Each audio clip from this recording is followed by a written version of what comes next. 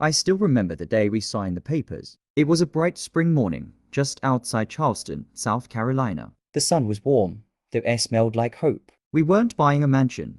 Just a simple two-story house with white siding, a tiny yard, and a porch swing I promised to build myself. It was our dream. A dream paid for with double shifts, sleepless nights, and every dime we could scrape together. For 2 years, we fought for that home, believing we were building a future, a family, forever. But dreams have shadows, and sometimes those shadows are cast long before you even step through the front door. 2 days after we moved in, her parents came to visit. They smiled. They hugged us. They handed us a housewarming gift, a massive portrait covered in a dusty old cloth. They said it was a family heirloom, a symbol of heritage, of pride. I believed them. I didn't see the tightness in her mother's smile. I didn't question why her father never quite met my eyes. I was too busy chasing the American dream to notice the nightmare hiding right inside our home. We hung the portrait by the stairs. A man dressed in old-fashioned clothes stared down at us with cold, piercing eyes. Every night, walking past him in the dim hallway light,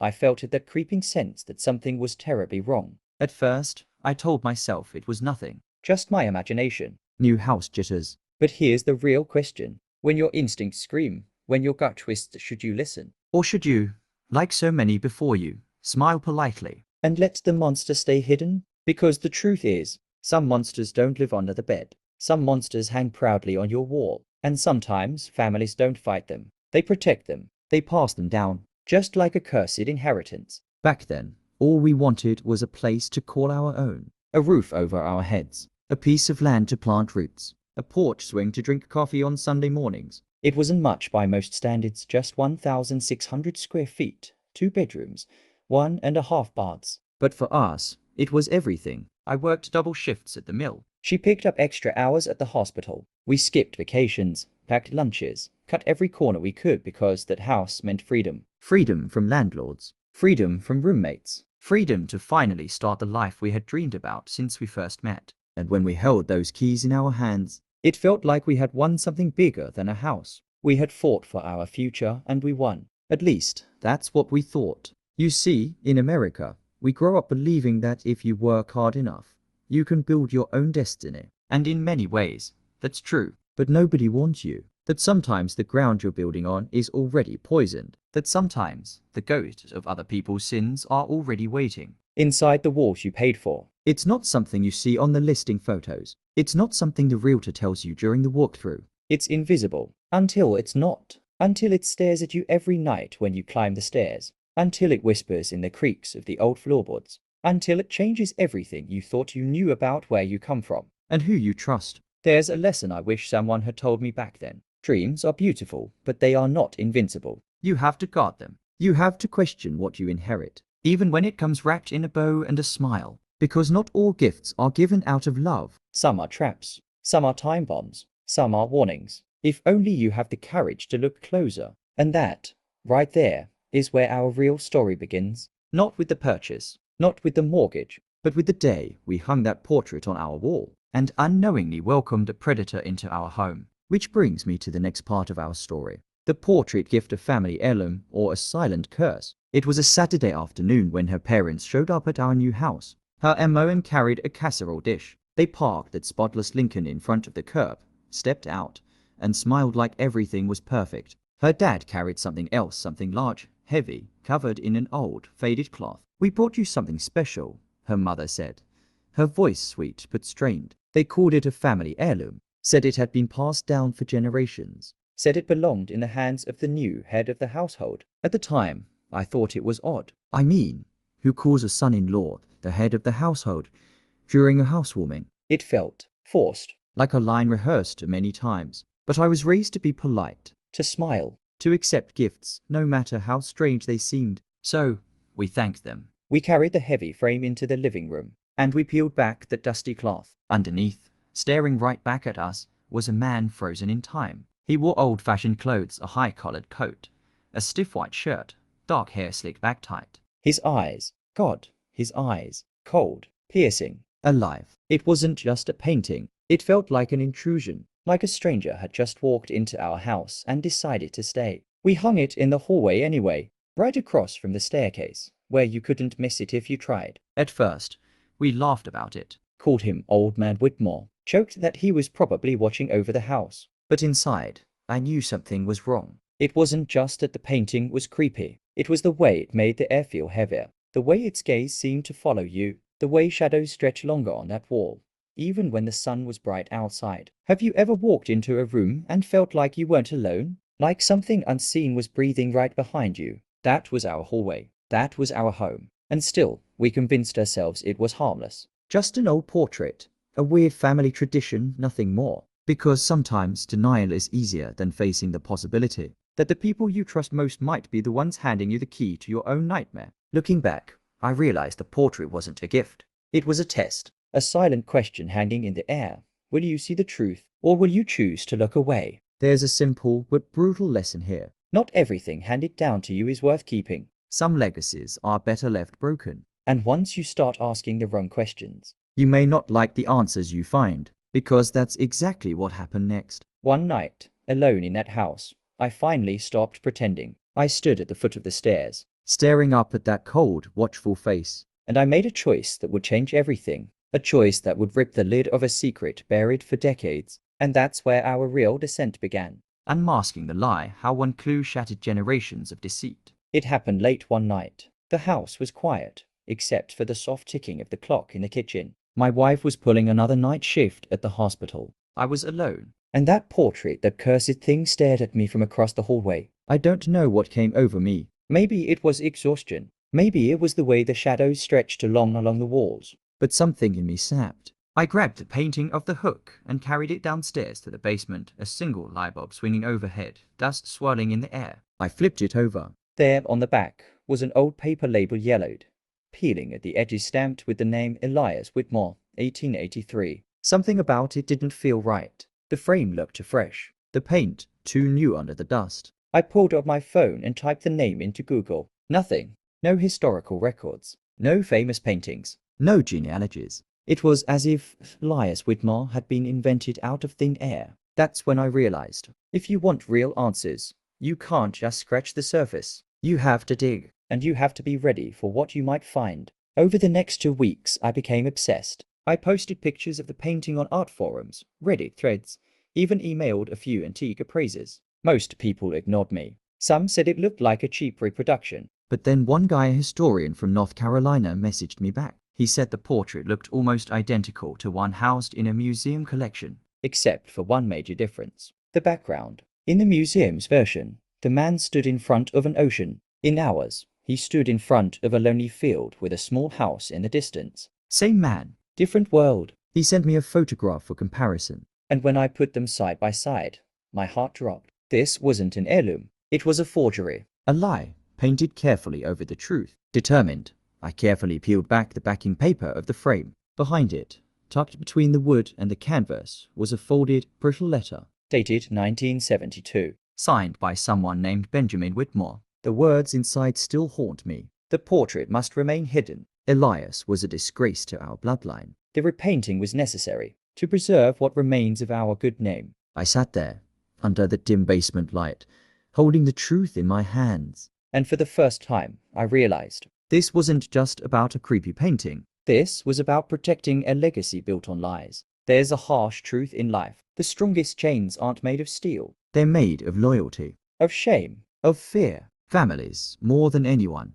know how to forge those chains tight. And breaking them means tearing apart everything you thought was safe and sacred. But once you see the crack in the foundation, once you know the house you built your dreams on is already broken, you can't pretend it's whole anymore. You can't go back. And neither could I. Because the man in that painting, the man my wife's family wanted so badly to erase, wasn't just some distant scandal. He was tied to something much darker, much closer. And what I found next, It would drag us into a darkness we never saw coming. Digging too deep when the past fights back. They say curiosity killed the cat, but they never tell you what happens when curiosity finds something it was never meant to see. after finding that letter, after realizing the portrait was a lie carefully crafted decades ago, I couldn't stop. It was like pulling a loose thread. You know it's risky. You know the whole thing might unravel. but you pull anyway. I started digging hard. Public records, obituaries, Old police logs from Charleston in the 70s.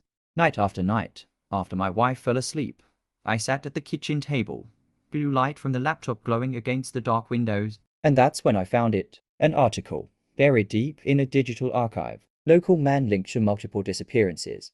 Suspect named Elias Whitmore Jr. The name hit me like a punch to the gut. The article spoke about 4 missing people. 2 of them were children. Elias was never convicted. No hard evidence. No trial. Just whispers, rumors, and then silence. I stared at the grainy black and white photo attached to the article. It was him. Same slicked back hair. Same cold, dead eyes. The man hanging on our wall The man her family had honored. was a predator. A wolf dressed up like a patriarch. I printed the article out and taped it next to the portrait. Seeing them side by side was like staring into a mirror cracked down the middle. One side polished and proper, the other side dark and broken. I showed it to my wife. She turned pale. Silent. At first, she refused to believe it. She said her parents would have told her. They would have warned her. They would have protected her. But deep down, she already knew they hadn't. And that's the thing about digging too deep. Once you uncover the truth, it doesn't just sit quietly in the corner. It fights back. The first warning came 2 nights later. I was driving home from work when I noticed a black SUV in my rearview mirror. No plates. Dark windows. I turned left. It turned left. I circled the block. It circled too. When I finally pulled into a gas station, it kept driving. Slow. Deliberate. Like a shark circling the water. Another night, I found the side gate to our backyard wide open. The lock snapped clean off. Nothing stolen. Nothing missing. Just open. Waiting. And the worst part. Our security camera footage gone, deleted from the cloud. Wiped clean. It wasn't a break dash in ... It was a message. A quiet knock in the night that said, "We see you. We know." That's when I realized. The past doesn't stay buried just because you want it to. Sometimes the past gets up and comes looking for you. There's a harsh but important lesson here. When you dig for the truth, you have to be ready to pay the price. Because secrets that have been buried for decades aren't uncovered without a fight. And when powerful people who have everything to lose feel threatened, they don't just sit back and watch. They push back. They intimidate. They erase. They remind you just how small you really are. And we were small. Just 2 young people in a little white house, holding onto the edges of a secret that was bigger, darker, and older than we ever imagined. But we weren't ready to let go. Not yet, because what I discovered next, what I found tucked away in old photographs, hidden between wedding albums and family smiles, would tear the last threads of trust apart. It wasn't just Elias we were dealing with. It was someone much, much closer. Someone who had been in our lives all along. And that leads us to the next part of our story. Family or foe, the chilling truth about her father. After the SUV, After the broken gate, after the wiped cameras, I should have stopped. Every instinct screamed at me. Let it go. Walk away. but something deeper inside wouldn't let me. It was about protecting the woman I loved from a past she never chose. So I kept digging, and that's when I found it dashed onto an old 4th of July photo from 1971, buried in the Charleston County Archives. It showed a parade, families waving flags, Kids on bicycles. in the middle of it all, standing 2 steps behind Elias Whitmore, Was a young teenage boy, grinning wide. eyes full of admiration. And that boy, Was my wife's father. the same man who had given us the portrait, the same man who had told me, years earlier, that some things were better left buried. At first, I told myself it didn't mean anything. Maybe he was just there. Maybe it was just coincidence. But then I remembered something else. When my wife and I got married, her parents lent us their old wedding album, and tucked away in one of those photos half-cropped, almost hidden, was a familiar face. Elias, standing in the shadows at the back of the reception hall, Not smiling. not celebrating, just watching. The same dead eyes, the same silent presence. He had been there at the most important moments of their lives, lurking just behind the veil of family. I printed out both photos, circled the faces, laid them side by side on the kitchen table, When my wife came home that night, she didn't say a word. She just stared. and then, in a voice barely above a whisper, she said, "What do you think they're hiding?" That was the moment everything changed. That was the moment she stopped defending them and started questioning everything. She sat down, trembling, and told me something she hadn't shared before. When she was a little girl, maybe 6 or 7, she remembered waking up in the middle of the night to see a man standing in the hallway outside her bedroom. She always thought it was just a nightmare, a bad dream. But now, she wasn't so sure. Because the man she remembered looked just like the one in the painting.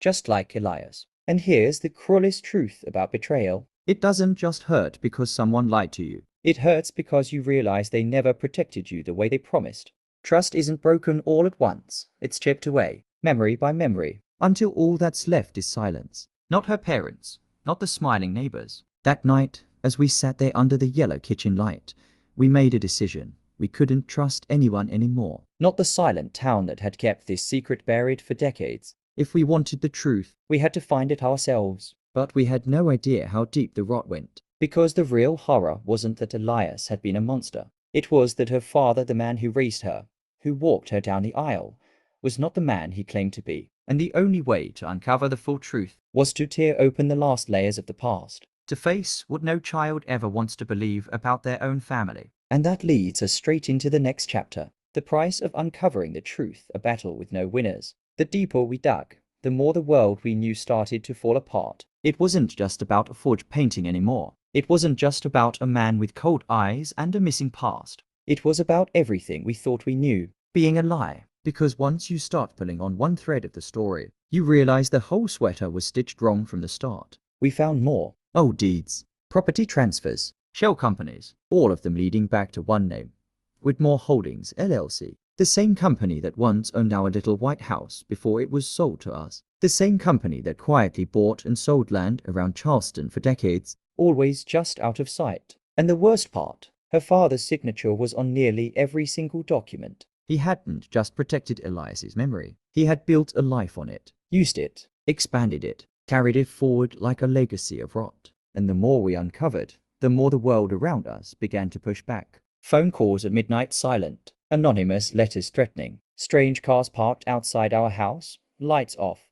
Engines running. Our dream home started to feel like a prison. Every creak of the floorboards. Every flicker of the porch light. We lived in fear. Every day. Every night. Until one morning, after a particularly long and restless night, my wife turned to me and said, I don't recognize my own life anymore. And she was right. Because here's a brutal truth they never teach you in school. justice doesn't come cheap. And sometimes, when you go looking for the truth, you end up paying with everything you have. Your home, your family, your peace. Even the love you thought was unbreakable. I watched my wife, the strongest person I knew, start to crumble under the weight of it all. She didn't know who she was anymore. Not the daughter of proud parents. But the daughter of a man who had lived his life wearing another man's skin. There's a saying that goes, the truth will set you free. But they forget to mention that before it frees you. It will shatter you into 1,000 pieces. And even if you put yourself back together, You'll never look the same again. That was the price we paid for uncovering the truth. And we hadn't even faced the worst of it yet. because the more we put the past into the light, the more it fought back with teeth and claws. And soon, we would realize This wasn't just about covering up old crimes, it was about controlling the present. erasing witnesses, eliminating threats, including us. Which brings us to the next part of the story. Let sleeping dogs lie. Why secrets are meant to be buried. It all came to a head on a cold, grey morning. We had been packing for days, stuffing boxes with what little we dared to take, Selling of furniture we once thought we'd keep forever. leaving behind more memories than we carried with us. It felt like failure. Like running. But deep down, we knew we weren't running from the house. We were running from the story stitched into its walls. The story her family had spent a lifetime trying to bury. And the past, it wasn't done with us yet. The day after we moved into a tiny apartment across town, a letter arrived. No return address. No handwriting we recognized. Just a single sheet of paper inside. You should have let sleeping dogs lie. No threats. No demands. Just a reminder, a warning that the past wasn't finished with us. That it was watching, waiting. And that's when it hit me. This wasn't about one painting, Or one man. or even one crime. It was about power. The power to control a story. The power to rewrite history. The power to decide who gets to remember and who gets erased. There's an ugly truth most people don't want to admit. Some secrets are buried not because they're too painful, but because they're too dangerous. Because if the wrong people start asking the right questions, Everything comes undone. and people who have spent their whole lives building walls of lies, they don't just let those walls fall. They fight. Hard. Sometimes with money. Sometimes with threats. Sometimes with silence so deep it drowns everything else. Sometimes with silence so deep it drowns everything else. And sometimes they fight with blood. It's easy from the outside to say they should have just walked away. But when you're standing there knee-deep in the wreckage, you realize it's not that simple, because walking away means letting the darkness win. It means letting the guilty stay hidden while the innocent stay haunted. It means surrendering not just your story, But your very soul. We had a choice to make. Stay quiet. stay safe, or fight. Risk everything for the slim chance of dragging the truth into the light. Most people, sensible people, would have chosen safety. But something inside us, Something stubborn and raw and broken, chose differently. because once you see the truth, Once you know, you can't unsee it. you can't pretend anymore. And if you don't stand up then, if you don't push back, You lose a piece of yourself you might never get back. We knew it wouldn't be easy, we knew it might cost us more than we could afford. but we also knew We couldn't live in fear anymore. We had to finish what we started, even if it meant stepping straight into the fire. which leads to the next chapter of our story. Fallout: how the past can destroy entire communities. The truth didn't stay hidden for long. Once we gathered enough evidence, the documents, the photographs, the old letters, we sent it all to a journalist friend from college. Someone we trusted, someone who still believed that shining a light on darkness was worth the risk. Within a week, the story exploded. Front page headlines. Breaking news alerts. Charleston family tied to decades of corruption and disappearances. Names were named. Dates were exposed. Deals done in smoky backrooms decades ago finally saw the light of day. And the town cracked wide open. judges resigned. Sheriff stepped down. Wealthy business owners disappeared overnight, leaving empty mansions and shuttered stores behind. Neighbors stopped talking to each other. Church pews sat half empty on Sundays. For sale signs popped up faster than the ink could dry. Because the truth wasn't just a stain on one family. It was a rot that had spread quietly, invisibly, Through the entire community. Everyone had known a little. No one had known everything, and when the full picture came into view, it was too much. There's a brutal lesson hiding in that chaos. Secrets don't just destroy the people who keep them. They destroy everyone who builds their lives around the lie. The teachers who turned a blind eye. The pastors who whispered reassurances. The neighbors who smiled to White and asked a few questions. Good people, Ordinary people, all caught in the blast radius of a truth too big to contain. And you realize, when corruption weaves itself into the foundation of a place, the only way to clean it out is to tear everything down, piece by painful piece. It doesn't happen overnight. it doesn't happen cleanly. It happens like an earthquake. Slow at first, then sudden, violent, unforgiving. We watched it unfold from a distance, Moved out. changed our names, started over in a town where no one knew us or the ghost stories that clung to our skin. But the scars stayed. In her eyes when she heard an unexpected knock at the door. In the way I checked the locks 3 times before bed. In the silence we carried between us, thick and heavy as the humidity in Charleston in July. We survived. But survival doesn't mean escaping unchanged. It means learning to live with the echoes of a past that refuses to stay buried. And that's the final lesson that no one ever warns you about. When you tear down a lie that big, you don't just destroy the lie. You destroy the illusion that things were ever safe to begin with. But as hard as it was, I'd still choose the truth. every single time, because living in the wreckage of honesty Is still better than living in a castle built on bones. And now, looking back, after everything, I realized the fight wasn't really about saving a town. or even saving a family, It was about saving ourselves. saving the peace of our souls that refused to accept the darkness. But the journey didn't end there. Because even after the dust settled, we still had to find a way to heal. Which brings us to the final chapter of our story. Scars that never heal, moving on without moving past. Healing is a strange thing. People talk about it like it's a finish line you cross. One day you're broken, the next you're fine. But real healing, It's slower. messier. It's learning how to live with the cracks. Not pretending they were never there. After everything, after the headlines, after the court hearings, after the town tried to piece itself back together. We found ourselves standing at the edge of a new life. New names, New town. new home. But the ghosts didn't stay behind. They packed themselves into cardboard boxes right along with us. They whispered through the vents at night. They clung to the back of my wife's smile. And no matter how far we ran, they kept pace. Because here's a truth no one likes to say out loud. You don't move past trauma, you move with it. Like an old injury that aches when it rains. Like a scar you can't help but trace with your fingers sometimes. When the world gets too quiet, there were days we laughed again. Days when it almost felt normal. Almost. And then there were nights when a car slowing down outside our apartment sent my heart pounding. When my wife flinched at a knock on the door. Scars. Invisible. Permanent. We started therapy separately at first. then together. We learn new words for what we had been through. Words like hypervigilance, survivor's guilt, complex trauma. But more importantly, we learn that healing doesn't mean forgetting. It means learning to carry the weight without letting it break you all over again. And slowly, painfully slowly, we started to build something new. Not the same dreams we had before, not the same blind trust in the world, but something sturdier, something real. A life made not from pretending everything was fine, but from acknowledging everything that wasn't. and choosing to keep going anyway. If there's one lesson we took from all of it, it's this. Surviving isn't just about escaping the danger. It's about refusing to let the damage define who you become. And maybe that's the bravest thing anyone can do. Not pretend it never happened, not erase the past, But live anyway, love anyway, dream anyway. even when the world teaches you to be afraid, even when your heart still carries the bruises, even when the ghosts whisper that it would be easier to just shut it all down. You stand up, You fight for joy. you fight for peace, You fight for the right to believe in better days. and you hold onto each other tighter than ever. Because sometimes that's the only thing that keeps you standing. But even after all that, There's one more truth we had to face. Because some battles leave marks too deep to ever fully heal. And some choices, some moments change you forever. which brings us to the very heart of this story. Sometimes justice has a cost, and sometimes vengeance burns everyone.